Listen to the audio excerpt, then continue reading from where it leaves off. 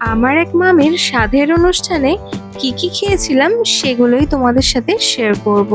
প্রথমেই আমাদের দিয়েছিল গরম গরম সাদা ভাত, তার সাথে মাছের মাথা দিয়ে মুগ ডাল, আর দিয়েছিল ঝুরঝুরে আলু ভাজা। ঝুরঝুরে আলু ভাজা দিয়ে লেবু চিপে মাছের মাথা দিয়ে ডালটা খেতে ভীষণ ভালো লাগছিল। এরপরে আমাদের দিয়েছিল চিংড়ি মাছ দিয়ে পুঁই শাকের ছেঁচড়া, অনেকে এটাকে চচ্চড়িও বলে থাকে।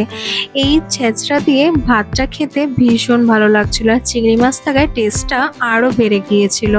আর তারপরেই দিয়েছিল পোস্ত সর্ষে দিয়ে কাতলা মাছের ঝাল।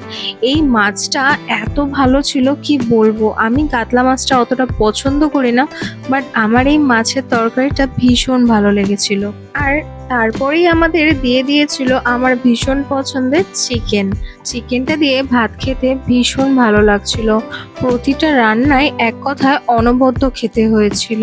চিকেন দিয়ে ভাতটা খেয়ে নেওয়ার পরেই আমাদের দিয়েছিল চাটনি আর পাঁপড়। চাটনিটাও দারুণ হয়েছিল। আর সবশেষে ছিল রসগোল্লা আর দুধের মিষ্টি। ভিডিওটি ভালো লাগলে লাইক কমেন্ট শেয়ার করে পাশে থেকো।